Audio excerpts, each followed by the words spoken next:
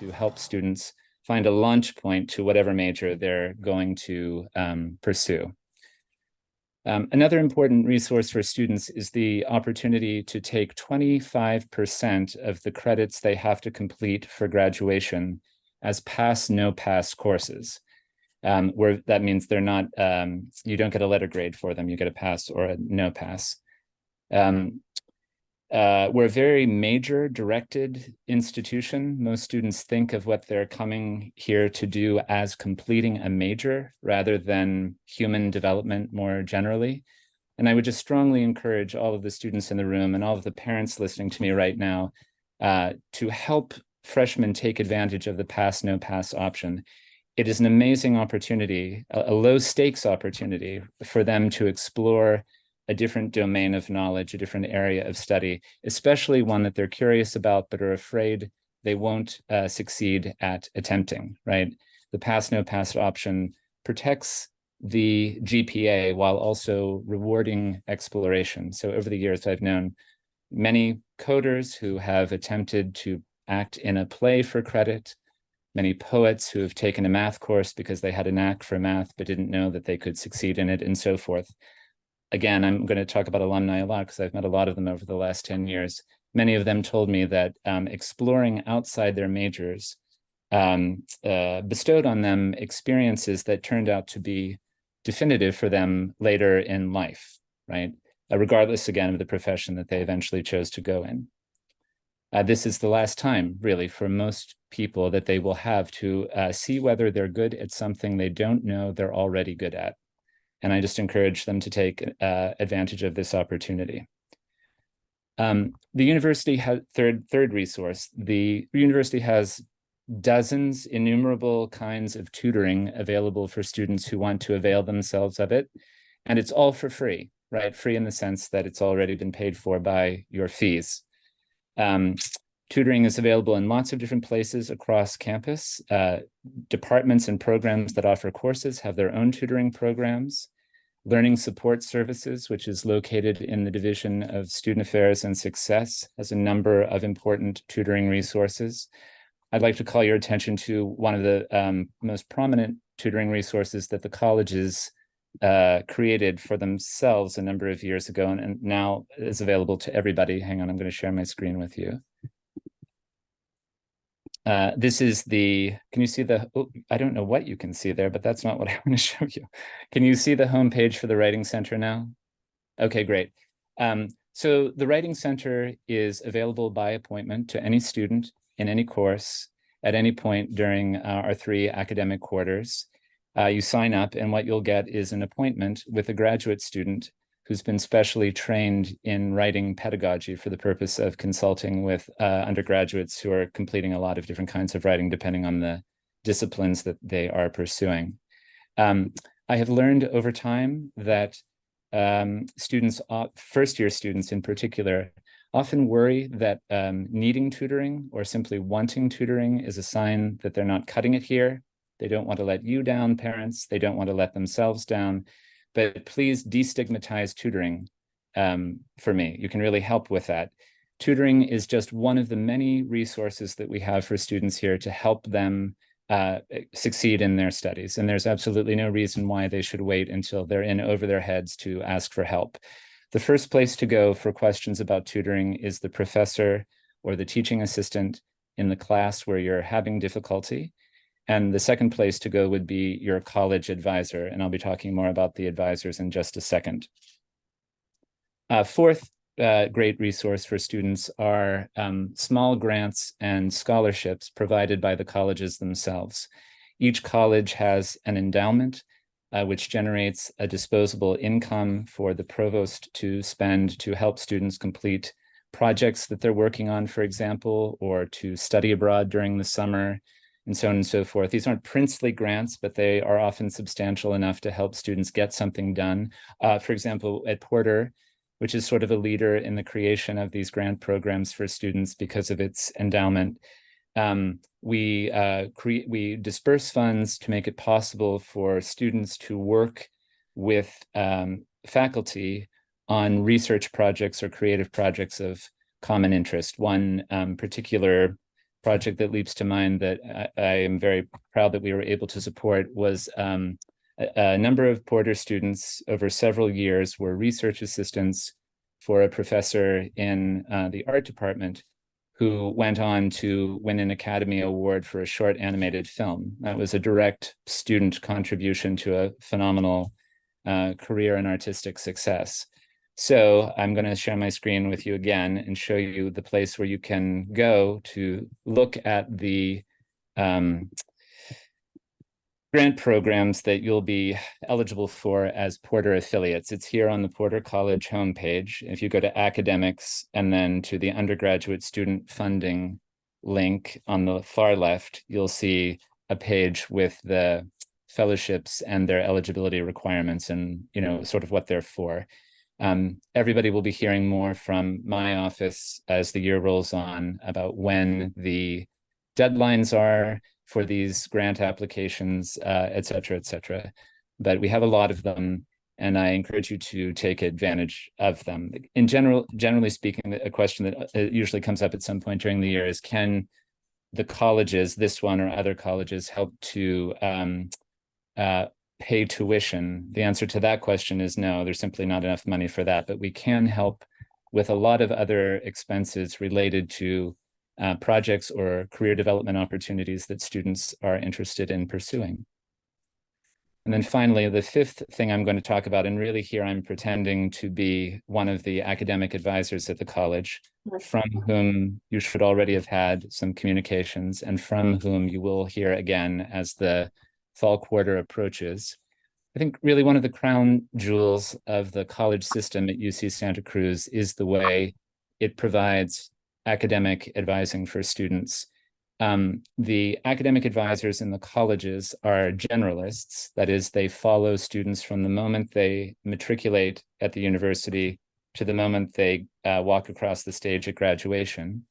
And they are available to them to answer a wide variety of questions about progress to degree, changing majors, taking time off, coming back from time off, completing some of their academic work at community college or at other institutions, study abroad, and so on and so forth.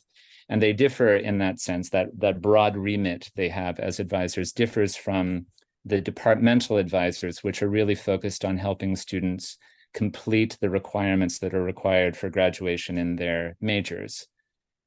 So as soon as students arrive in the fall, there will be presentations by the academic advisors at the college and invitations to students to come and meet them. Later in the fall, there will be an enrollment workshop one evening so that students know how to work the enrollment system for the winter quarter. And I cannot strongly I can't say strongly enough that making a relationship with one or more of the academic advisors is a real asset for any student at any college. The sooner you introduce yourselves to them, the sooner you can put yourselves on their radar, the more they will be able to help you make progress toward your goals, even if life and other factors intervene and cause you to change your goals more than once. And my final thought on that will be, a tremendous number of students in every freshman class enter intending to major in engineering or physical and biological science, something like 80 to 85% at the last reckoning that I had a year or two ago. Now, the other amazing statistic is that nationally, undergraduates tend to switch out of the majors they thought they were going to complete in their first year twice, right? They migrate from one and then to another. And so by the time our students graduate, you see a much more even distribution of majors, still favoring engineering and physical and biological science. I won't deny that. All of which is to say, please embrace the next 4 years or more that you're here with us as an opportunity to grow and change in relation to the people you meet and the opportunities that come your way and the things that you're going to study. Amazing things can happen for you here if you're willing to see alternate paths open as you go along. Doesn't mean you have to take them, but just at least be aware that they're there and that happiness might lie on the other end of them. Okay, and I'll stop there. And if you have any questions, I would be glad to take them. I see that a lot has been going on in the chat, but I'm so old that I can't multitask in the way that other people can. Is there anything I should know about the chat, James or Kathy? Yeah, there were a couple. Could you just talk a little bit about, so that everybody can hear, there was a question about submitting AP testing, deadline for, or at what point do students need to declare and things like this? Right. Those are all amazing questions, which are so far out of my wheelhouse. The person that you should write to is Porter Advising at ucsc.edu. That question will go to the entire advising staff, and they have that information on quick draw. They'll get back to you really soon. And that sort of question, that sort of information is part of what students will be hearing about from the advisors in orientation week and shortly thereafter. I see there's a question from Jody Martini about the Thursday class. So it's not what it seems to be, Jody, wherever you are. I can't see you. I can't find you on this big screen. So the 8 to 10 p.m. Hold on all Porter freshman schedules is associated with the core course. Back in the 60s and 70s, when the university got going and there were only 400 students, in a college as opposed to 1,600, the core course would assemble once a week in the evening for some big event. It might be a panel discussion with faculty, or a lecture from a visiting scholar or artist, or a concert or a film screening or a performance of some kind. And over time, the colleges have held on to that weekly slot as a way of bringing the whole cohort, freshman cohort, together for some intellectual purpose. At present, the colleges are using those plenary slots very differently. And if you would like me to, I can explain how they'll be used at Porter. At Porter, we use our plenary periods for an activity called Creative Commons. In Creative Commons, students are taught by local artists to make a rudimentary art project, which becomes an assignment and a focus of the core course with the core course lecturer later on. No freshman will be attending an 8 to 10 p.m. session every week. They'll do this once, certainly perhaps twice, and they will hear from their core course instructor in week 1 about which Thursday or Thursdays they'll be on call for this experience called Creative Commons. Regrettably, I am not a night person. I'm already on my last breath with you now at 7:25. But we don't have access to the dining hall until 8 p.m. because of the dinner service and the need to prepare the dining hall for this large gathering of Porter freshmen. But it's happening at that hour, more or less, at every other college, so they're not in it alone. Are there other questions from the chat that I've missed? There is one question. Is the Porter core course a 5-unit course? It is indeed a 5-unit course. Okay, great. So a person would take 3 5-unit courses their first quarter, correct? And that one of those would include the core course. Okay, yeah, sure. That is a typical course load for all freshmen. Some people try to squeeze in 17. That's an important conversation to have with your advisor. Generally speaking, for most students, the core course will be the smallest course that they will take in the fall, and the other 2 courses, because of the distribution of intended majors, tend to be large lecture courses with small discussion sections, but a large lecture. Awesome. Thank you so much, Sean. Pleasure. Any other questions? Rebecca Cooney, if you're in there somewhere, you asked, can students start with grading and switch to pass, no pass in a future quarter, or do they have to make a decision one way or another? There is there's more flexibility now than when I first came to the campus to allow students to move back and forth between graded and pass, no pass. There is a deadline though, and I can't remember when it is. It's around week 8 or 9.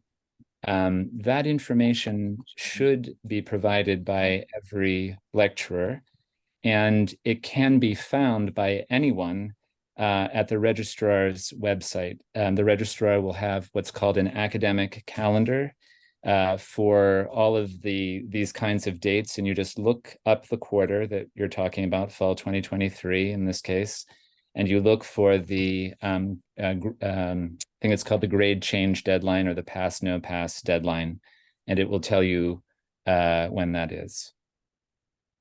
In the past, a lot of these processes were dealt with by petition. That is, they happened earlier because they had to go through a lot of people. But during the pandemic, that kind of process surveillance was relaxed somewhat. And now students can more or less initiate their petitions themselves and get them approved or rejected very quickly by the Senate committee that makes this decision. A question about the pass, no pass that you were just talking about. Is that, is it only for, can it be for like any class or just like their elective type courses or general ed, or is it also for major classes? That's an excellent question. Thank you for asking it. Is it Vicky? Is that who you are? Okay, thank you. Generally speaking, majors do not allow courses that are required for the major to be counted as pass, no pass. They need to be counted for a grade. But in principle, all courses can be taken pass, no pass. The determining factor is whether you're a major in that discipline or not. Does that make sense? So the same math course might not be takeable as pass, no pass by a math major, but could be taken by someone who is majoring in something else. And to a certain extent, courses that carry the general education requirement, and I say this with some caution, there are plus 10 general education requirements, and in general, those also need to be taken for a grade, but not always. A pass means a grade of C or higher, to give you some sense of what that means. No pass means a grade of C minus or lower. And that line in the sand, the difference between C and C minus, is the difference between a course counting for major credit and a course counting for graduation credit, right? So even if you don't get a C or higher, your course still counts toward the number of credits you need for graduation, but it won't satisfy major or general education requirements if it isn't a C or higher.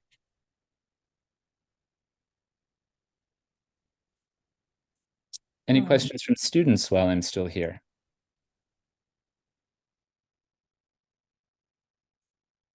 You'll have many occasions to ask me once you get here. If you need, and this is for both parents and for students, if you need to contact me or any other member of the Porter staff directory, you can find Porter staff, both academic and residential. You can find us here on the college's homepage. The pictures are not terribly flattering, apologize. But that's my email address, and that's my provost office phone number. This is my excellent assistant, Leah Brown, who keeps me on point and makes sure that the people who want to see me can see me. Here are most of our academic advisors. We're still waiting a picture for a relatively new one. And then so on down the line, you'll come to the student life staff, including Kathy, whom you're about to meet again. This is a good place for those of you who want to talk to people at Porter to make contact. Anything else? We're at 7:30, but this is your chance. I would be happy to take more questions if you have them. I'm interested in, or I'm assuming all the things that you have, the 5 things you just went over right now, that the students are getting in their orientation as well? Indeed, they will. In orientation week, or whatever we're calling it now, I and the core course coordinator, Ingrid LaRiviere, will have a session with all of the Porter freshmen at once, in which we'll specifically tell them about the core course and how it's organized and why we do it and why it matters. But during that time, I will also go over some of the bullet points that I've shared with you. And then the advisors will come in behind me later in the quarter and cover some of the same ground. So they will have many opportunities to hear this information in one way or another. The university bombards them with a lot of email, right? They'll be getting email from the college, from their majors, from the Division of Student Affairs and Success, from all sorts of clubs and activities that they might be involved in, and all sorts of other things. And they do, in my experience, they do tune out. But please remember, please remind them, if you're not here with your son or daughter tonight, that the only way that I can contact them, the only way their instructor can contact them is through their UCSC email address. That's the only route we have for communication. And what looks like, junk mail could actually have information about important opportunities for them.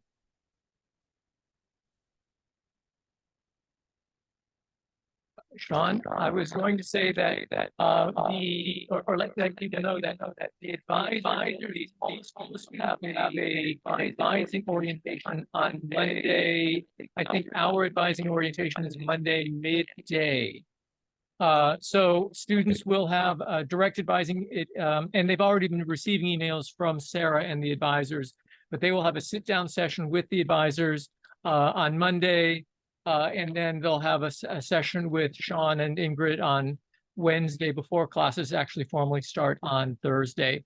And all of our orientation staff and our RAs will also be reminding students about the different places to go and the different orientation sessions for the college. The departments will having, for students who have already declared, there will be orientation sessions for them.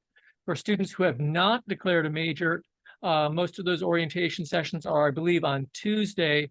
So that's a really great opportunity for them to say, well, I'm interested in major X and major Y, and maybe they can attend both of those sessions, get a little bit of a flavor for what those majors are all about in terms of the academic requirements.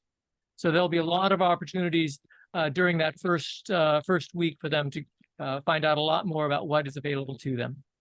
Oh, and could I just say one more thing? The number one concern that new parents and new students have had in these orientations, at least for me over the years, is what do I do if my person can't get into this essential course that needs to be taken? In my, how many years have I been here? In my 11 years at UCSC and in my almost 10 years as a provost, I have never met a student who eventually could not take all of the courses that student needed to take. So, it's a new environment and we're bureaucratically extremely complicated, and, students and their parents freak out about there not being enough seats in classes. I assure you, it will work out. It may take a quarter, but it will work out. And a pro tip, the best, when you enroll in a course and you find that it's already oversubscribed, you are automatically now put on a waiting list. But one of the best things students can do for themselves in terms of actually securing seats in oversubscribed classes is to go to the class they want to get into at its first and second and third session. There's a lot of moving around in the first week or more of instruction. And in fact, though I object to it, no one listens, though I object to it, students can drop the courses they're enrolled in up to week 3 in what's effectively a 9-week instructional quarter. So if the enrollment database is telling you you're shut out, don't assume that you're shut out. Go and see if there's a place for you in the course after the first day, the second day, the third day. It's better for you to be there hearing what's going on one way or another, and make contact with your professor and or TAs in those courses. They will know whether there are actually seats, sometimes 24 hours or so before the enrollment database updates. But even if you do all that and there's still no room for you in the course that you absolutely must take, I promise you, you will be able to take that course. It won't be a very long wait. No one is ever shut out. Okay. Okay, great. It's been so wonderful talking with you. Thank you for letting me go on a little bit longer than scheduled. And I look forward to seeing you during Welcome Week and to spending time with the students in the room when I come to meet you. Thank you. Thank you, Sean. Bye-bye. Kathy, if you would like to begin your portion. Sure, let me share screen here. Kathy, a lot of the questions that are coming into the chat right now, Kathy will be covering in general and to some of them more specifically than others. Can you see the presentation? Perfect, thank you. So as James said, my name is Kathy Cooney, and I'm the Associate Director for College Student Life at Porter and Kresge Colleges. And basically what my role is to work with the student life side of the college. So when we say student life, we're talking about programs and activities, which we have a specific office, and that's where Althea and James work with, and they're going to talk more about that towards the end of we're going to go through housing stuff with me, and then James and Althea will talk about programs in particular. And then there's the residential side, which is, you know, for students who are living on campus. And I think from what I saw in the chat, we've got a few first-year students that are living off campus. So a lot of what I share will have something to do with you as well. But when we get to MoveIn and some of the things about what's in a room, etc., I recognize that that might not apply to you in the same way. So on the student life side, we have a number of staff members that are here to support our students. And some will support specifically to our residential students, and then there's others of us who are here to support our students, whether they live on campus or off campus. And that it also includes our continuing students. So we have resident assistants, which are student leaders who live on the floor with a certain number of residents that are assigned to them. So they are continuing students who will be arriving starting September 1st. And they will be going through about 3 weeks of training to prepare for your students. And they're going to go through training on how to plan programs and events, how to facilitate floor meetings, and how to work with students who might be having roommate conflicts or students who might be experiencing a crisis, how to refer them to appropriate resources. What's wonderful is, you know, they've been here at least a year, if not more. So they really know that student experience. They know a lot of the resources on campus, and they're going to be great supports to your students. The coordinators for residential education are professional staff members who supervise the RAs. And our coordinators for residential education, or CREs, are folks who have chosen to work in higher ed, and specifically in a position that's we call live in. So they live within the community with themselves and their family members, and they are here to support students. They're available for meetings. They can refer students to resources. If they want to talk about concerns that they're having, they can do that. They sometimes assist with mediating and working through room conflicts. They also help with events and ensuring that we are providing a great non-academic experience for our students. And then we have our Assistant Director for Residential Education, Angela, who works with the Res Life staff, the CREs and RAs in particular, and are helping our staff work towards our residential curriculum, our programming models, as well as support students who may be experiencing crisis or need a little extra support. And our two other folks, our housing coordinator, Natasha, and our office coordinator, Lorik, are there to assist students who come into our housing office. Natasha has worked with the assignments and works with students who might be looking at room changes, or when it comes time for room selection for next year, communicating with students about the room selection process.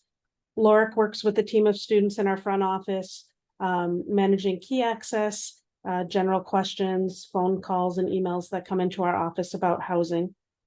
And then I will let James and Althea talk about what the CPC role is and the ACPC role.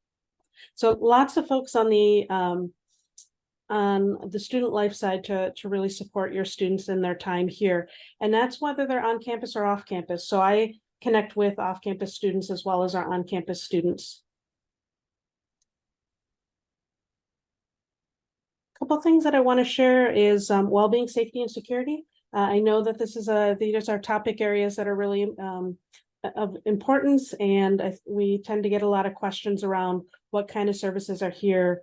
And I know the question came up earlier about having a class so late in the evening, especially for our off-campus first-year students.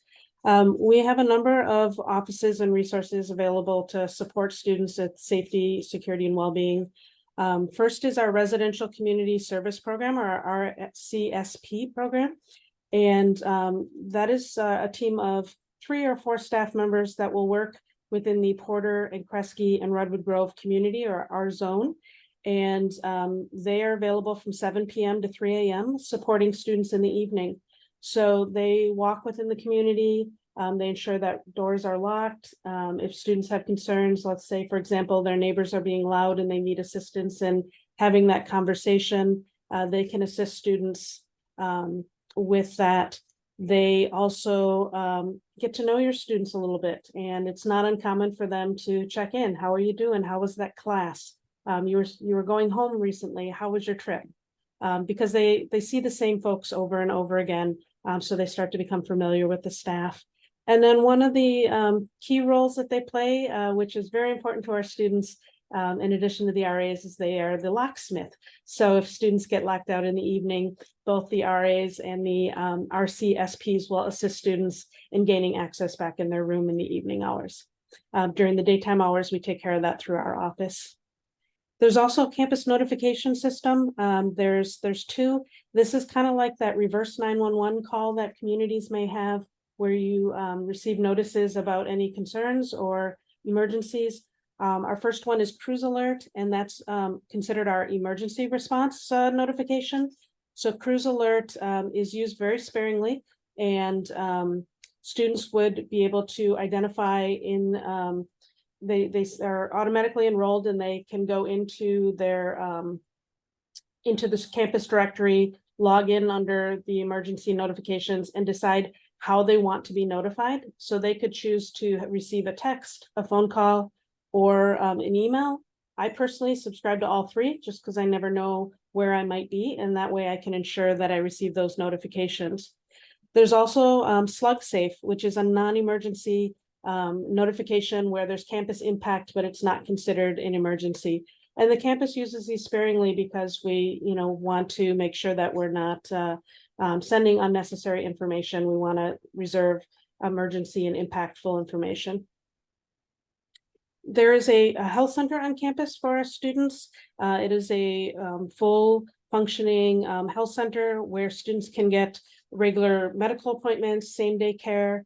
There's x-ray, laboratory, pharmacy, nutritional counseling, all here on campus. Over 9,000 of our students, which is about half of our student population, receive their regular medical care at our health center on campus.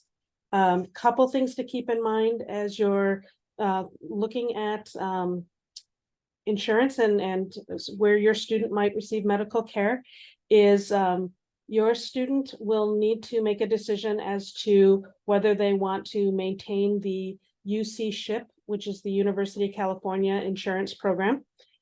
Sometimes students and their families may choose to opt out or request to opt out of that program. And all UC students are required to have some form of insurance. So whether it's the UC SHIP or private insurance under your family insurance is a decision that you and your student will need to make. If you are requesting to opt out of the UC SHIP, the deadline to do that is on September 15th. So that date should be on the student's portal of things to do. And if the student does opt out of the medical insurance, the UC SHIP, they will need to seek medical services off campus. So the private insurance is not, the health center is not able to utilize private insurance. So they would need to use off campus. So we encourage that folks check in with their medical providers and their insurance company to see what kind of coverage and services are available here within the community. For students that are carrying private insurance, there is the possibility to add on what's called Cruise Care. And that's a small add-on package to private insurance. It's $125 per quarter. And that would allow the student to be seen at the health center for acute situations. So for example, if they sprain their ankle, they got the flu, high fever, and need to see a doctor, there's some limited services that Cruise Care can provide for our students. We also have counseling and psychological services, or CAPS, and we have psychologists and psychiatrists, and students are, this is covered under the student fees, so they don't have to have a certain insurance to be able to use CAPS. These fees are already covered in the fees that the students are paying for the university. And one thing to note about CAPS is that they do what's called short-term or brief counseling, and that's for a couple sessions. And if a student would like to work with a therapist for longer-term care or longer-term topics, they would need to seek services off campus, and CAPS will help them make those referrals. And their webpage lists a variety of providers in the community. We also have a campus mobile crisis unit.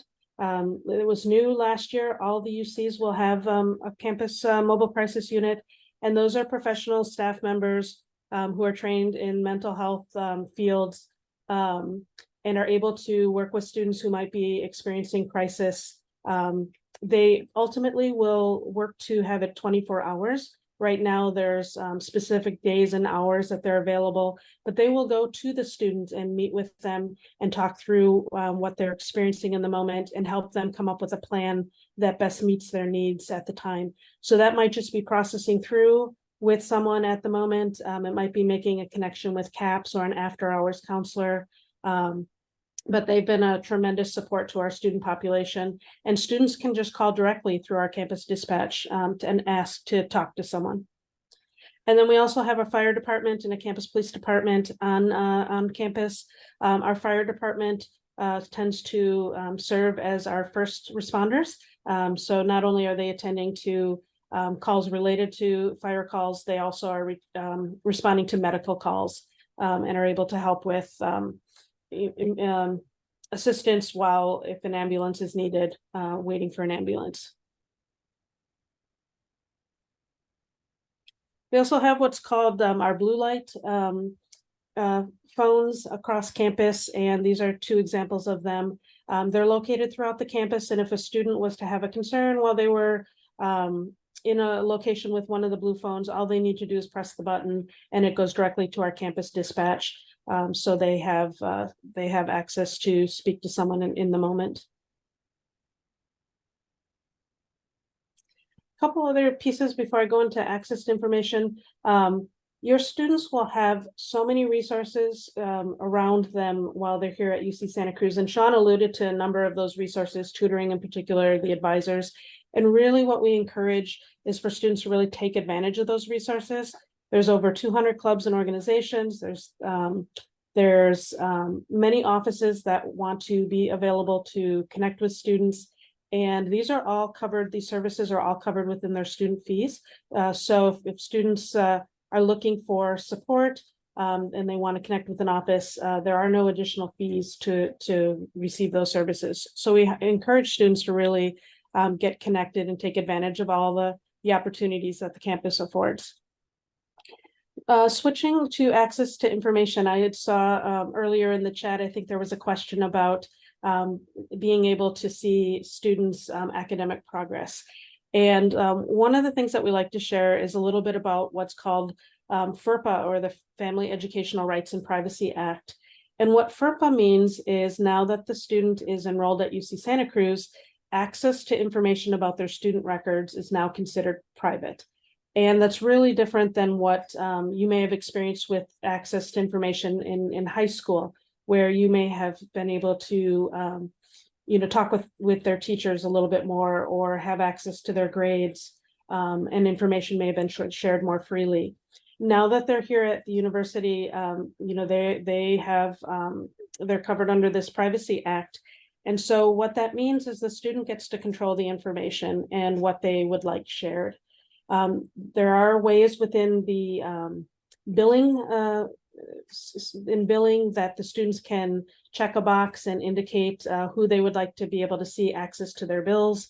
And housing, they may have checked a box in their housing application. Should you call the campus housing office, they could speak directly about those bills. But in terms of access to grades and academic progress, that information is now with the student, and we would not be able to share that information, or the advisors would not be able to share that information. We know this is a huge shift, and what we can do is talk about process and procedure. So not uncommon that I receive phone calls from parents or other family members who are have a concern about something their student is experiencing, and I may not be able to talk specifically about what that student is experiencing. So I'll use example, a roommate conflict. I might not be able to talk specifically about that roommate conflict and what's happening for your student or the other students involved. But what I can do is talk about process and procedure. So, how do we navigate a roommate conflict? How we involve, our professional staff and our student staff in facilitating dialogue. How, if a situation doesn't work out and a need for a room change, is necessary, how that process works and how we can connect the student to Natasha, who would work on that room change process. So again, I can't talk specifically about things related to student, but we can always talk process and procedure. You're never going to hear us just say, I'm sorry, I can't talk to you about that. There's more that we can generalize. One of the things, though, you're always welcome to reach out and share information with us if that's helpful. We can, connect with you, and one of the questions I can ask is, do you want us to let your student know that you've reached out to us? And if not, we can find ways to help navigate that without them knowing. Oops. So there was a number of questions that were coming up around housing, and want to start sharing some of that specific housing information. James had mentioned earlier about the linens package, and what you'll find in the room is the extra long mattress that James referenced, a bed frame, a desk and a chair. So each student will have their own desk and a chair, and a wardrobe, or there may also be a small dresser that fits under their desk. In the wardrobes, many of the wardrobes will have a small chest of drawers as well. And the furniture that's provided in the room does need to stay in the room. So if your student is thinking about bringing extra furniture, we discourage that, because there really isn't a lot of space for extra furniture in the room. Your students will soon receive information from Erica, who's our college assistant and manages the mailroom on campus. And Erica will send your students their information about their post office box here at the university. And this is how to address a package or a letter to the student. There will be a mailbox number assigned to them, and they'll receive that, and we'll need to add that to their mailings. However, one piece of information is the mailbox number is not the room number. So if you are sending things to your student, please do not use the room number, as that will complicate the mailing. On our campus housing webpage, we have information on suggestions on what to bring. There's also some information about what not to bring. It's helpful. Again, it's only a few suggestions, but what we do encourage folks is to pack lightly. As most of our students will live in a multi-person room, and everyone will be bringing their own stuff, is to think about what are the essentials that a student needs right away. And then if there are things that are needed later, is that a possibility for folks to rotate belongings if they were to go home, and bring back what they don't need, bring what they do need, is what I talk about cyclical packing and suggest. Couple things about what students can bring in terms of appliances, etc. Microwaves and mini refrigerators are able to be brought into the residences. Students can also rent through a company that the university works with, a micro fridge, which is a microwave mini fridge unit all in one. Those are rentable for the full year. Otherwise, students are welcome to bring their own. We do encourage students to talk with their roommates. Maybe there's items like a microwave or a refrigerator that they're willing to share. And that way they're not showing up with, 2 or 3 and not having enough space in the room. For all of our residences on campus, hot plates and open element appliances are not permitted. They're fire safety issues. And same with air fryers, Instapots, toaster ovens. They're only allowed in apartments. So if your students, as they're living in the residence halls, those items would not be able to be brought into their room for use. But we do get questions like, can a tea kettle, can we bring a tea kettle? That's absolutely fine, as long as it doesn't have an open element. I know students haven't arrived yet, but there's a couple important dates we want to give you to put on your calendars already. Winter break will be December 16th through January 5th. And during winter break, students will need to vacate their residence. They can leave their belongings, just take what they need for the winter break, but the campus does close down for a period of time, so they won't be able to remain in residence during winter break. Fall break as well as spring break are included in the housing contract, and so students can remain for fall break and spring break. And then June 15th is move out. So if your student is done with finals earlier, they're welcome to move out earlier. If they're staying for summer session, more information can be found later in spring. We also have our campus dining. All of the students that are living in residence halls will have a meal plan. And the blue slug points, which is on the bottom, is the smallest plan that the students will have. Students' meal plans are by points, and you can consider a point is equivalent to $1. The nice thing about our points meal plans is that students can use them in a variety of places. So they can eat in one of 5 dining halls. We have numerous cafes, coffee bars, and restaurants. We have markets where students can buy dry goods, perishables, laundry detergent, and things like that. We are fortunate at Porter to house the Porter Market, so it's very convenient for our students. There's also pantries on campus where there is little to or no cost for food items. And then students can also add what's called Flexi Dollars, and those could be used at off-campus partner businesses or Grubhub for local restaurants. And that information's on the campus housing or campus dining webpage. There will be 2 weeks within the academic year in which a student can downgrade their meal plan. So in November, they can downgrade effective winter quarter, and in February, they can downgrade effective spring quarter. Students can always add extra points or Flexi Dollars at any time throughout the year. Some important information about move-in and information about students' room. On August 21st, students were able to view their roommate information, and that was through their student portal. If the roommate has given authorization to share their information, they would receive email and how to contact them, and hopefully they've already begun those communications and getting to know each other and getting connected. Sometimes there are changes where a student may choose not to come, and there may be a different student assigned to their space. So if there is a new person assigned, it's not to be alarmed. This just means that someone may have left the room that was previously assigned. The week of September 4th, so that is next week, early details about moving in will come out in an email sent to the students, and it will also explain how to sign up for an arrival appointment. So arrival appointment is for when the students arrive to campus on move-in day. Our move-in dates for Porter is September 21st and September 22nd.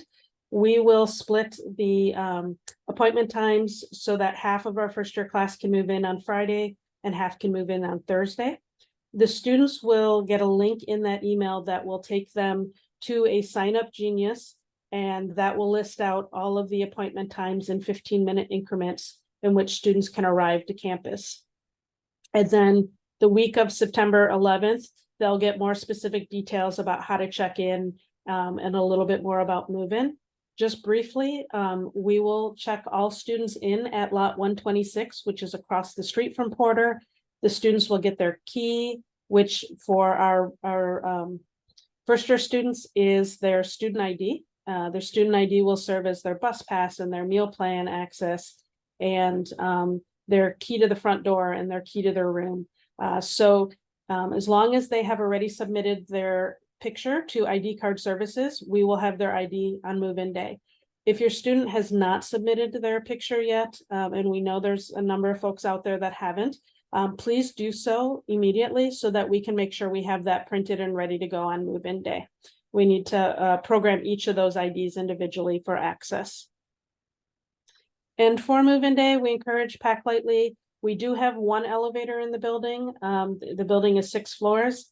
So we will have laundry carts available to help move items a little faster. And, you can pack multiple things in the laundry carts, but do know we just have one elevator. We encourage water and snacks. We will have a food truck in lot 126 for folks. And then we just ask for a lot of patience while we get folks checked in. And then as spaces become available closer to the building, we'll get folks closer to the building to unload. So I will take questions at the end of our programs session, and I'll help jump in and respond to questions as well. Thank you, Kathy. We will try and we'll do a very brief chat regarding programs. There are a lot of questions that I think we would want to get to, and that's really the most important thing. Again, my name is James Blaine. I'm the College Programs Coordinator here at Porter College, and I am blessed to be able to work with Althea Pearl Carlson, who is our Assistant College Programs Coordinator. Our job here, and we will be working with during move-in, I think we have seven or eight OWLS orientation welcome leaders, as well as 4 or 5 PAs, program assistants. And that staff will be working with us all of fall quarter, move-in, orientation, and quarter to do programs to help your students get to know the campus, get to know the college, find out what the best practices are. And then for winter and spring quarters, our PAs will continue on with us. So we will be doing programming throughout the year for your students. One of the aspects of that we like to stress here in our programs office in terms of the programs we want to do is to give your students an opportunity to try something new and fail at it, quite frankly. I know from my personal experience, and I know talking to a great number of people, sometimes the most important lessons are the ones that we don't do right the first time. So we want to give your students really a safe opportunity to try something that they've never tried before. And if it doesn't work out, it's no big loss. It's just, oh, it didn't work out, but what have I learned from that? So we want to try and, in this environment of a creative place that Porter College is, really allow your students to try and spread their wings, to just try something new, to experiment in a safe environment, whether that be we will be doing a series of college nights, which are themed dinners. Now that all of the dining halls are back online, we can, and of course, we're done with that nasty pandemic, let's touch wood and make sure it stays done. We're going to be resuming our college night program. So hopefully this will be an opportunity for your students to perhaps try a new cuisine that they've not tried before, maybe sit down and with their new friends, just find out something new, a new culture, just something that they can dabble in. We will be doing all sorts of different programs for them along those lines. We want to, of course, make sure that your students can get attached and connected to other groups outside of campus. There are a whole slew of student organizations, whether they be ethnically based, cultural organizations, interest groups, perhaps it's just a social interest group or career-based interest groups. Really, the best thing for your students is to become involved, because the most successful students, academically speaking, are the students who are involved outside of their academics, not obviously to the point of being overwhelmed, but to really so that they have things to occupy their spare time to help them focus on their academic work. We also have our student government. Porter College Student Senate, and then there is the central SUA Student Union Assembly, which is the campus government for all of campus.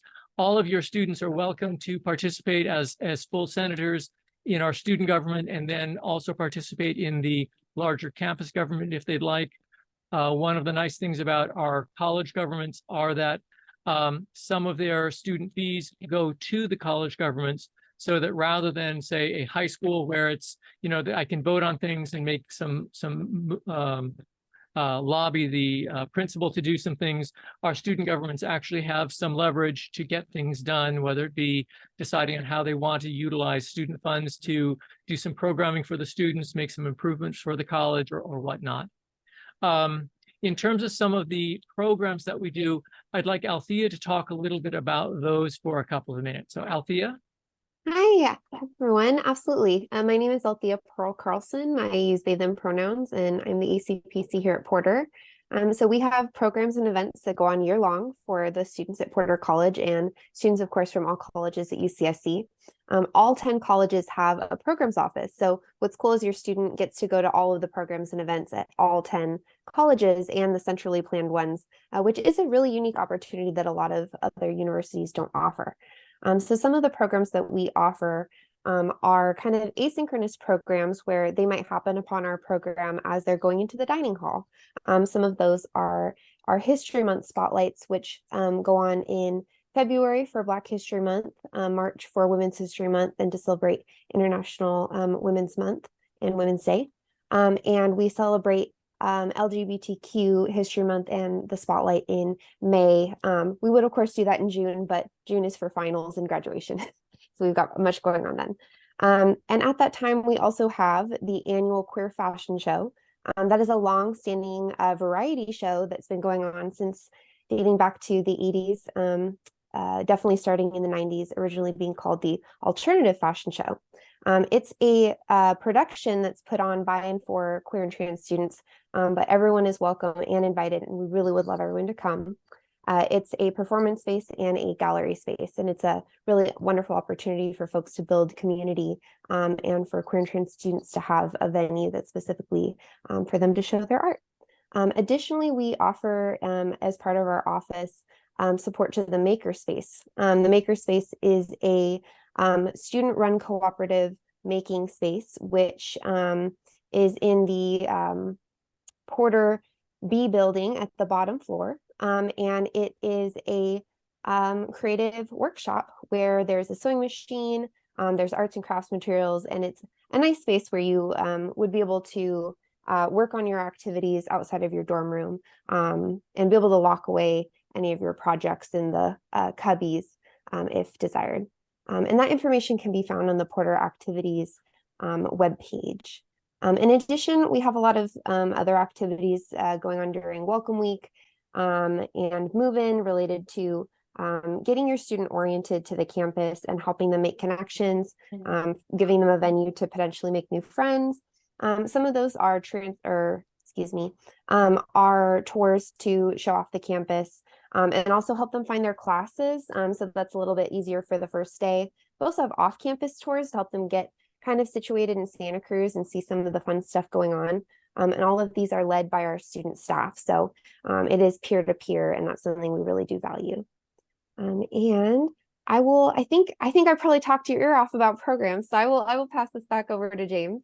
But yeah, you will rest assured there's always something to do at Porter, and it's always formed from the desires of the students and the really wonderful and very real student needs that we've gotten to know through working with our students. But thank you. Here, James. Thank you, Althea. Regarding getting connected and getting to know campus, there are two, before we go back to the general Q&A, which is, I think, really the single most important thing for this evening.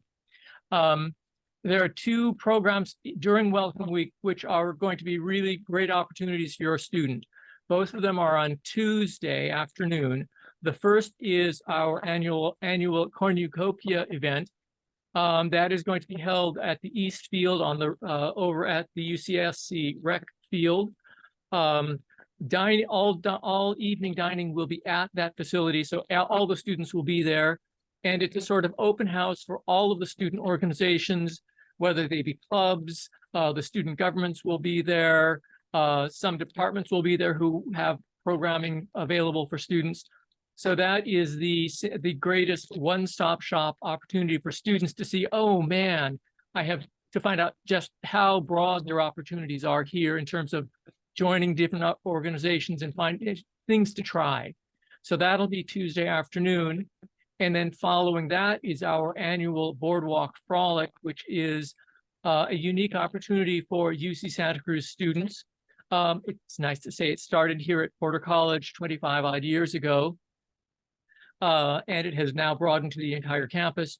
The Boardwalk Frolic is the one evening of the year that that UC Santa Cruz buys out the Santa Cruz Beach Boardwalk. And for, I believe it's a $25 ticket, which includes shuttle down to the boardwalk and back.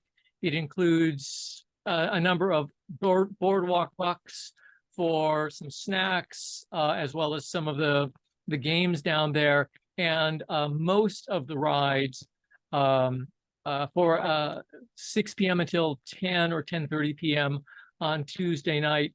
We see that as a great opportunity for students who have just come into the campus, who are finding out who their new friends are and getting to know one another, to go down to the beach boardwalk in a safe, supervised area, but that's away from the campus, so they can really just sort of start, again, as I mentioned earlier, stretching their wings and getting to know their new communities. Both of those are on Tuesday, and both of those are really great opportunities for your students to get to start to know their community, put down their roots here. So with that, and of course, we can answer more questions on that, but I think the best thing at this point would just be to dive into the chat for some of the questions that are waiting to be answered. And if you have a question, please raise your hand. We'd love to actually hear your voice as you ask that question. In terms of answering the questions, I'll just start with one. There is a question about pianos. There is a Yamaha upright piano in the mezzanine of the dining hall. So if your student likes to play, that piano is available for them. We also have a Yamaha grand piano on stage in the dining hall, which is what we use for our open mic nights. So there are two opportunities for a piano for your students right there. And other questions that might be coming up that, we have a question from Parasad. Hi. I had a question about like insurance, the UC insurance that was talked about earlier. And what happens during like breaks, summer breaks and stuff? Is the coverage includes that, or the parents have to supply during that time? My understanding, my understanding is the UC ship also covers breaks and times outside of the school year. But I think we've dropped in a few times the health center's insurance website that'll talk more about what is covered and when is covered. But there is coverage outside of when the students are actually in classes. Okay, and then there's another separate kind of a meeting to discuss that. So yeah, okay. I have a long list of questions that I went through and pulled some out, if that's okay. Yes, okay. Please. Okay, so question came up about room changes and how a student would go about making a room change. One of the things we do is we start with the students having a conversation or facilitated dialogue with the RA and the students of the room or the CRE. And that's because we want them to work through some of those concerns or challenges they're experiencing. And we find that most of them can be resolved if we can just have a conversation or help facilitate that conversation. All of your students who will have roommates will also go through what's called a living agreement, in which it's a facilitated dialogue with the RA about how folks can live together in community in the room. So they're going to talk about things like sharing items, about guests, when the room should be quiet, or when folks go to bed or get up in the morning, things that will help them learn how to live together. That'll be facilitated by the RAs. One thing to keep in mind is we will be quite full on campus this fall, and so we will not be entertaining any room changes until after the second week of the quarter, because we need to make sure that we know all of our students have arrived, or if they're not arriving, we need to know what spaces we have available. So it'll be really important that your student work with their RA and CRE to navigate those first couple weeks. But we will look at room changes as spaces become available. There was a question about electric scooters. You're welcome to have them on campus. However, in the terms and condition or the student's housing contract, it does state that they can't be stored in students' rooms. The batteries are considered a fire hazard. So if students are bringing scooters to campus, they're going to want to look at how they can safely secure them outside the building. Bunk beds and lofts. Many of the rooms will already have bunk beds or lofts in the room. Every room is a little different, so I can't tell you the configurations because some rooms are laid out a little differently than other rooms. But it is common with a triple room that likely one of the beds will be, one set will be bunked and there might be one set lofted with other furniture tucked under. If your student's coming from early move-in, they have received, if they've already applied and have been approved for an early move-in, they have received an email that tells them exactly what to do for early move-in. That's where they're going to get checked in, and then they will just join us for our activities starting on the night of the 21st or the 22nd when our other first-year students move in. Parking passes for move-in, we will provide everybody a 15-minute unloading pass, and that is for folks when you come to the college and get closer to the lots, be able to unload belongings. We ask that people work within that 15 minutes to unload, and then you can move your vehicle to a longer term parking space and come back and unpack and help your student get settled in.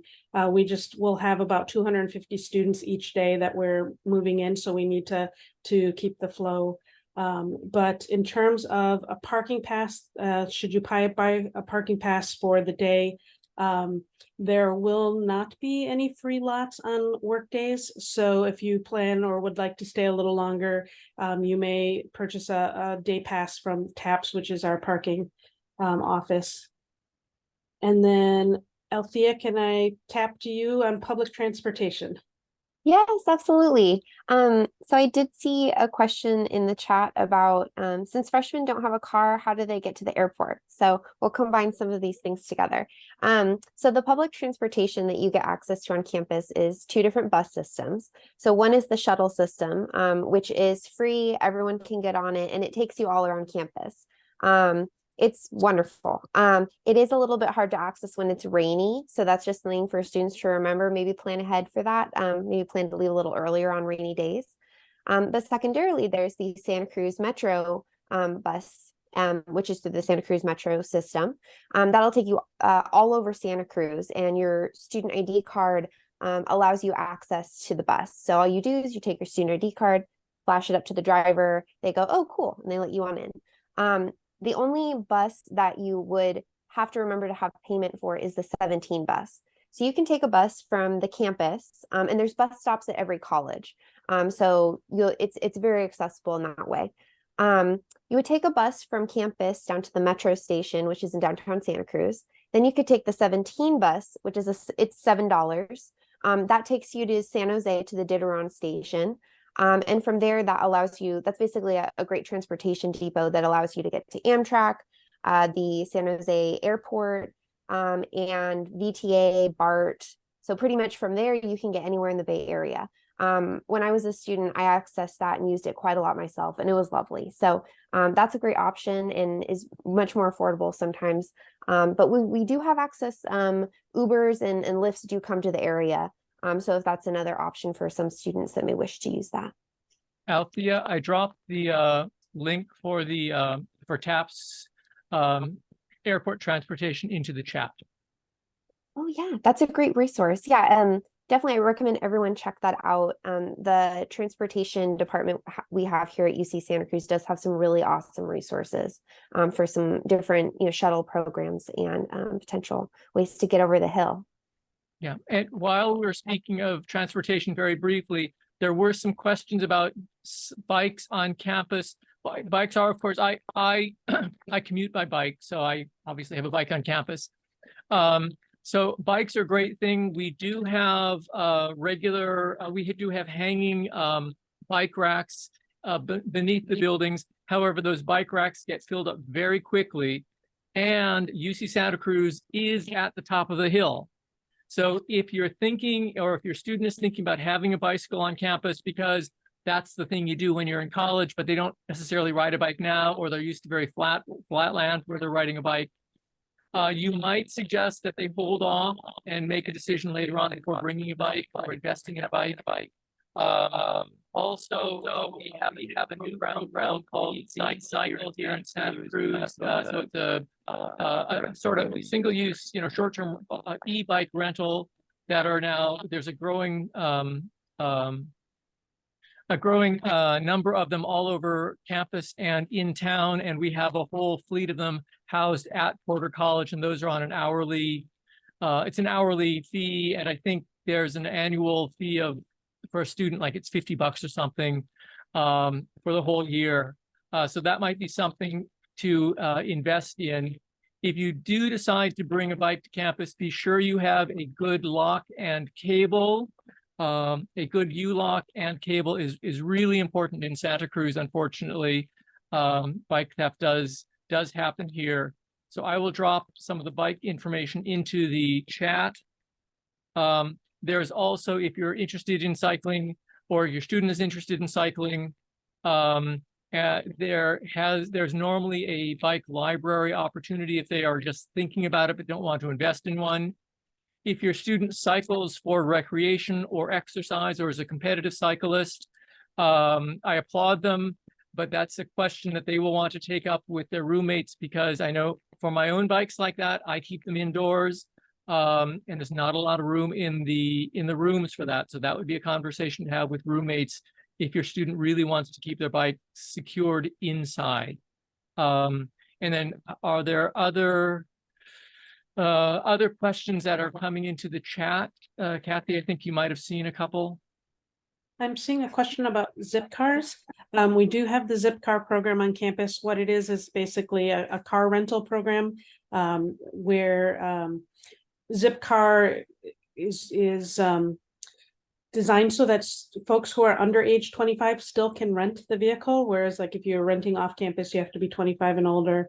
Zipcar allows for folks who are under 25 to also rent. They pay a fee to be able to use it.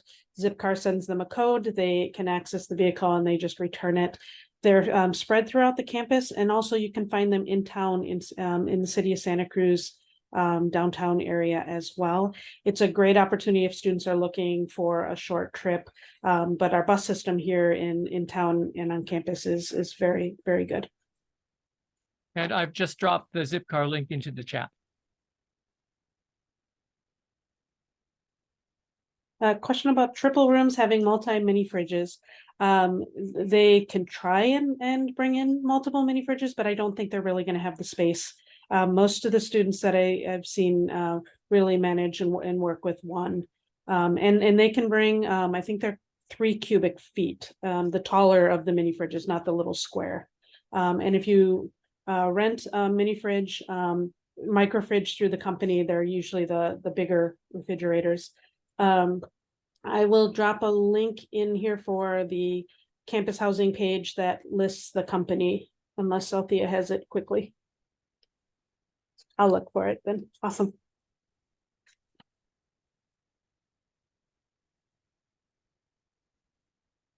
Oh, sorry. I was just, oh, yes, there's a question from Jessica.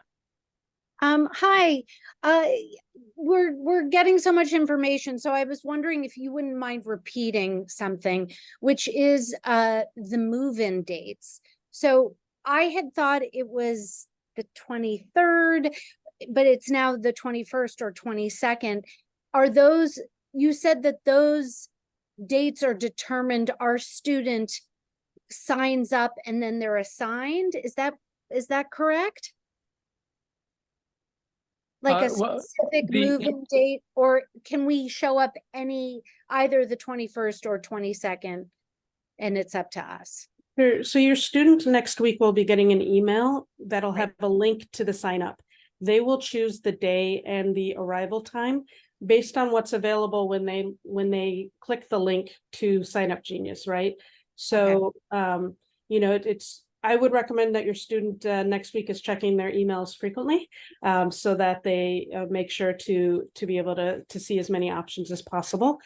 So I know there were some things about folks having specific days they need to arrive on for various reasons. If that time or day, if the day is not available and that's a critical need, you can reach out to porterhousing@ucsc.edu. But your students will actually pick the days. We will not be assigning the days. Okay, great. Thank you. So they pick the days and they can choose between the 21st or 22nd. That's correct. Okay, great. And 23rd, That's of our Porter transfers, should be yeah. moved in by the 21st or 22nd. Correct. Our 23rd and 24th are our transfer move-in days. So there will be about 600 transfers moving in on those 2 days. But if there's a need to move in later than that, again, contact our housing office and we will see how we can accommodate. Great, thank you. I see a question. The housing site says linens are provided and need to be reserved. Is that still true?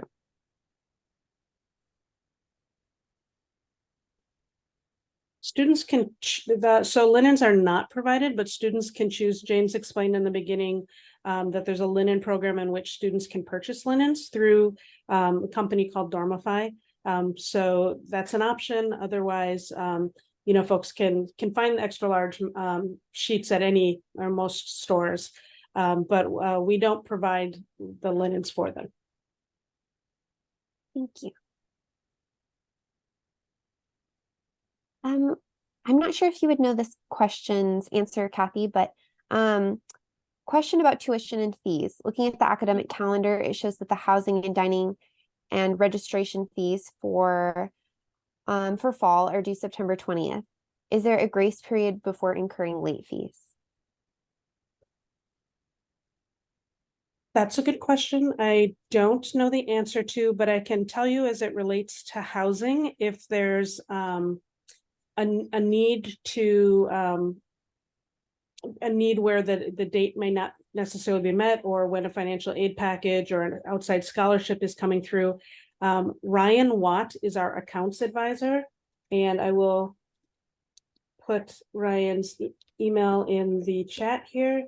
And students can connect with Ryan to negotiate a timeline for if there's a need to do a payment plan, or if there's a date that there's going to be a conflict with the original set date.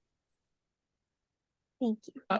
Kathy, there's a question regarding determining what sort of a room, specifically triples with balconies. Is there a way a student can find out if they would have a balcony? This has to do with storage of, say, a surfboard or bicycle. Sure. Is that on their housing assignment? Would they know it from that, or how would they find out? Most large triples will have a balcony, but please know that storage on balcony is not permitted. So I understand that folks want to use the balconies for storage, but you know, so we ask folks not to do that. And I think there's only a couple rooms. If the rooms end in 03, I know that there's a balcony on those, and I can't remember the other ones, but most large triples will have a balcony. I have a question, just trying to figure out logistics for parents. Like, once we drop them off, are they then engaged in activities or do we, can we stick around for a day or two to do stuff with our kids in Santa Cruz? Just trying to figure out plans. The Frost are moving in on the Thursday and Friday, so we will have different programs and activities going on, but we don't have anything really highly structured for them right away. So especially if you're coming a distance, it would makes a lot of sense to have some time with them. If you're coming in from a distance or even if it's just say coming up from Southern California and want to have some family time before dropping off your student, we recommend, if you can, to have that family time the night before, so that you can have a quiet time the night before, drop the student off, because once they're here, that first day is just really hectic because of adrenaline and getting to know new roommates and settled in. If you are staying for a day or two, that's fine. There's going to be a lot of opportunity for you to spend some time with them Saturday, Sunday, get to know, for both you and them, get to know Santa Cruz a little bit more. By Monday, we have a lot more structured programming that is really important for them in terms of some of their advising sessions, their academic orientations and whatnot run all day. Monday, Tuesday morning, and then Tuesday afternoons, their important community stuff. We have evening programs, formal evening programs going Monday, Tuesday, Wednesday, and then classes start on Thursday. So as a parent of a first-year student, if you want to take advantage of being in town for the Saturday or Sunday, that would be fine, because you will have some time to spend some time with your student at that point. And Sandeep, yes, please, you have a question. Yeah. First of all, excellent information. Thank you very much. So my daughter is going to be a student athlete, and I was looking at their schedule, and they have some games planned for during the winter break. So I guess my question is, how does housing during the winter break work for student athletes? Can they continue to stay in the dorm? And what kind of services are available to them during that time? For athletes, they're the same. So when we close for winter break, we don't have athlete housing beyond winter break. That might be a question for your student to ask the coach to see. Sometimes they know of options, or I think, it's not uncommon that other players who might live off campus are willing and open their homes, to the students who live on campus. But that might be a good conversation for a student to have with coach. All right, thank you. It is 8:30. We were only scheduled until 8. So I think at this point, I know the staff can stay on for a few more minutes, but if you don't have any other urgent questions, we're going to get this video up, posted probably in a day or day and a half. We'll go through and make sure it is fully captioned. We will include the links in the description of the video. So you will have access to all of this information. So I think just to respect everyone's time, we can formally close the program and say thank you. We're looking forward to seeing all of you and your students in just a few short weeks. And again, the staff will stay on if you have some additional questions for a few more minutes. So thank you, everyone. And we do have some questions coming in. So I missed some question there. It's not asking a question. I've got a quick question while you're looking. I put it in the chat, but I just want to confirm Parents Weekend isn't until February. There's no Parents Weekend prior to that, like other schools. We like to have ours in winter quarter because it kind of ends up being one of those times of the year, where we have, sometimes the gray skies, et cetera. And we find that that's a really great time to uplift students. So we tend to do ours in winter quarter versus I know some semester schools or other campuses might do a fall welcome. Okay, awesome. Thank you very much. Yeah. And Family Day includes siblings, correct? Yes. Family is Absolutely. however someone wants to define. So it could be, grandparents, siblings, parents, neighbor, family, friends, however, you and the students define family for you. Could you talk about what Family Day is like what is included? James, We haven't actually started planning Family Day yet, other than getting the date together. We may be doing it jointly with Kresge. but it's normally an opportunity for you to get sort of just back in touch with what's going on at the college. We might try and put some tours together. We tried a couple of things at Family Day this year and ran into some weather issues, oddly enough. So we just really want to give you an opportunity, especially for those who may be coming a distance who have not had a chance to get to know the campus. So you can get to know the campus. We can help you with that. Do some things with the students, get to know what they are up to. That sort of an experience. Kathy, there was a question regarding room changes are possible, but probably not for 2 or 3 weeks. Is that correct? From changing from a double to a quint or something like this? That's correct. And, you know, again, it depends on what kind of spaces we have available at the time a student's looking at a change. But we won't be looking at room changes until after the second week of the quarter.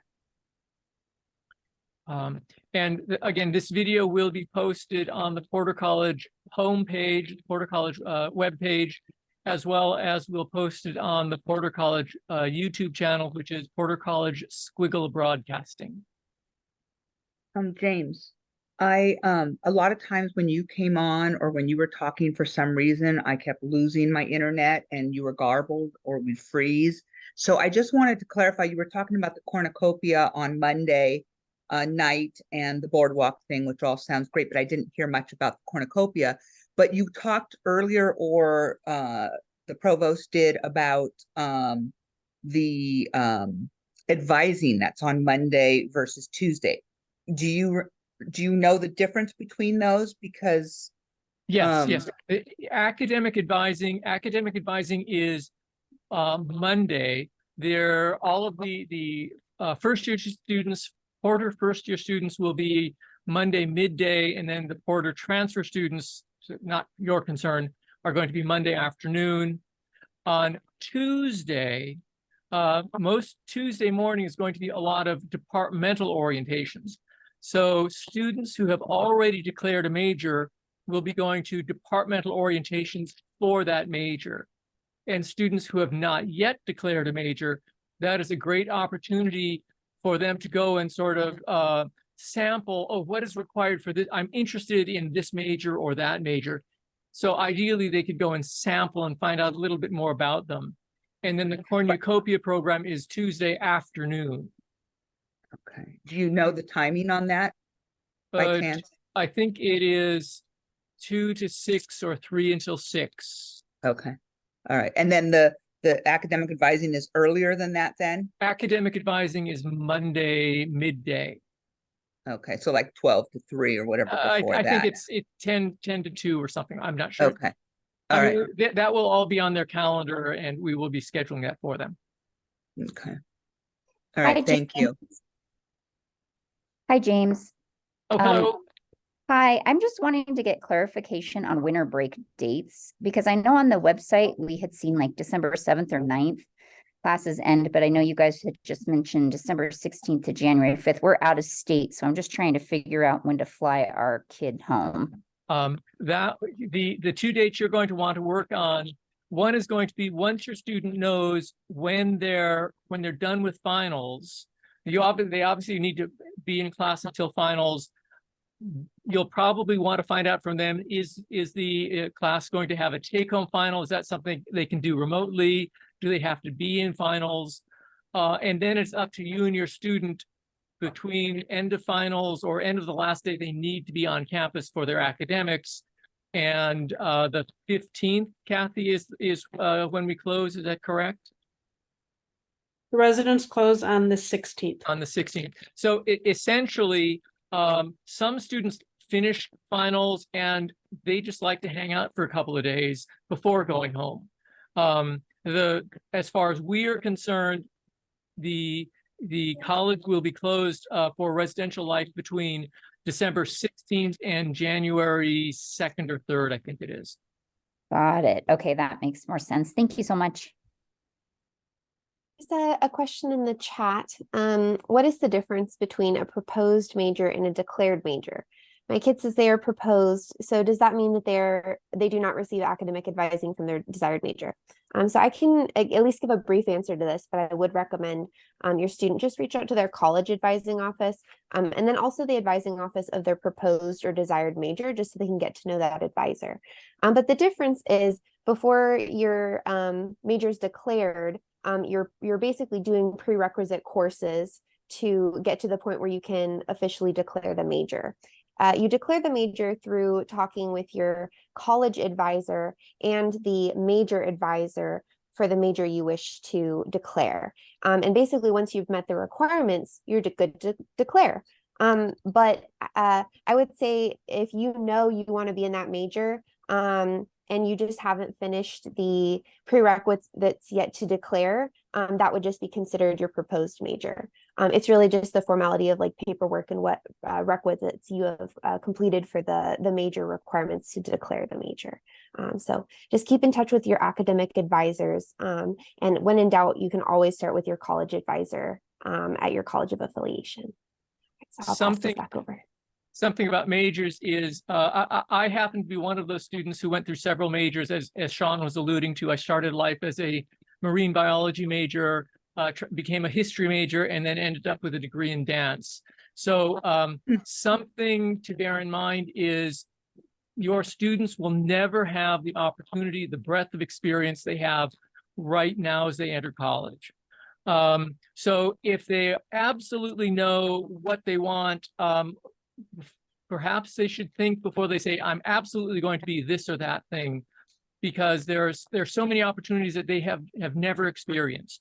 So there is something to be said for, unless they're in a STEM major, which is highly regimented in terms of the class schedules and the sequencing, to take some time and try some things that are new.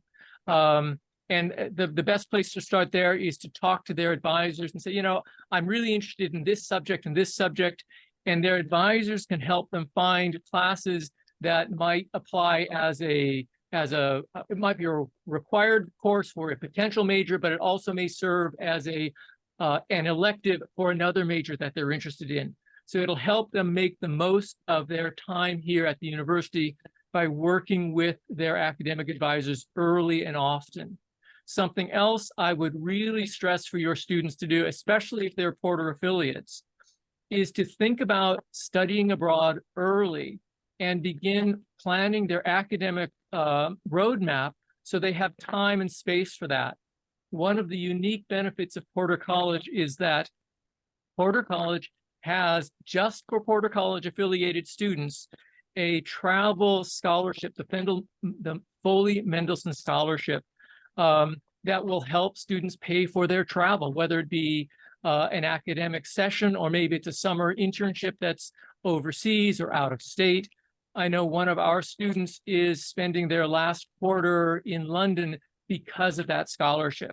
So have your students talk to the academic advisors early about how to make the most of their time at the university in terms of experiencing the breadth of opportunities and educational opportunities that are available to them, and make space to travel abroad.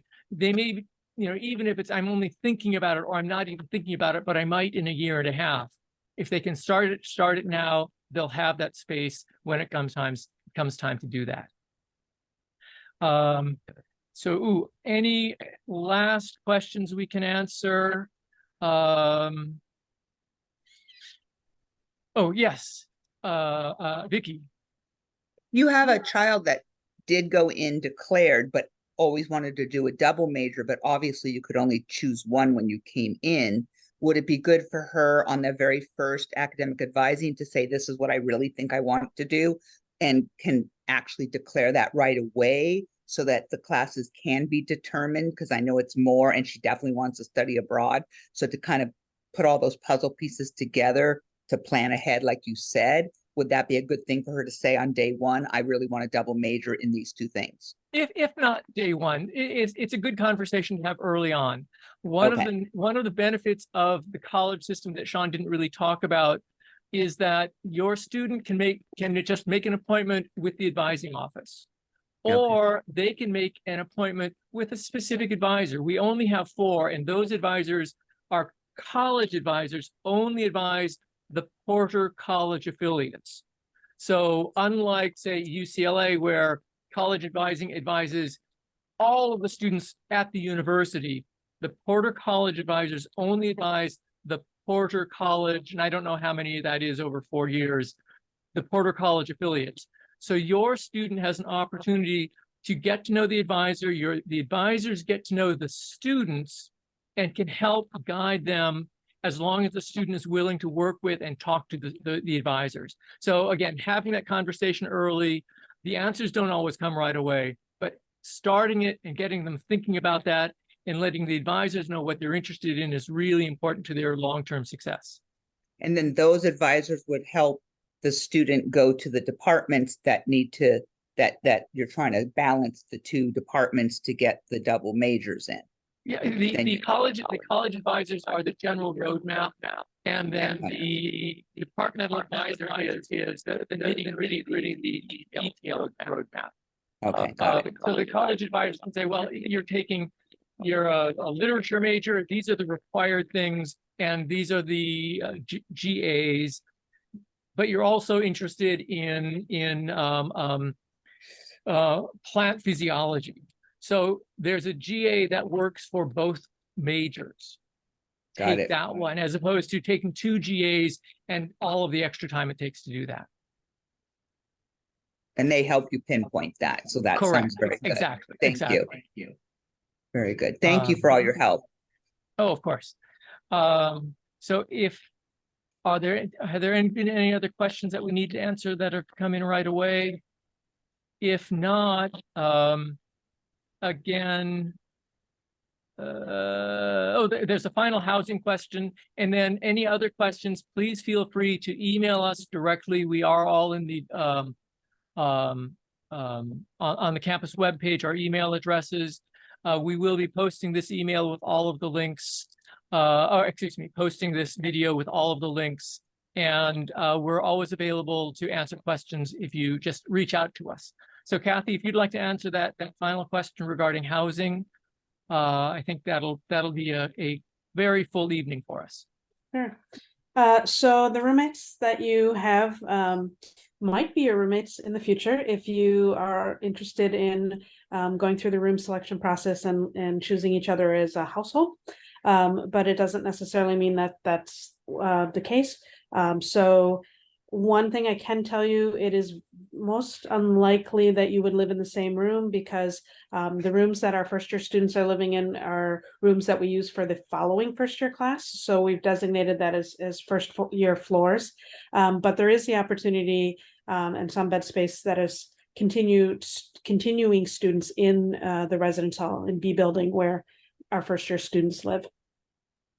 But you also can choose to apply to a different community if you would like your sophomore year. You could apply to a different college, or you could live at the Village or the University Town Center, which is on Pacific Avenue. So there's lots of different options. And in spring, we will share a lot more information. We'll have information sessions. You'll get lots of emails about housing for the following year. All right, everyone. I think we need to wrap it up for this evening. So thank you all very much for being here. I'm sure there are some questions we didn't get to, but hopefully we got you enough information that you can follow up with an email to us and we can get you more specific information. So again, thank you, everyone. And we're looking forward to a really exciting year and looking forward to meeting all of you in just a couple of short weeks. So good night, everyone. Thank you. Thank you all very much. It was terrific. Good night. Thank you, everyone. Thank you for being here. Thank you. All right, end recording.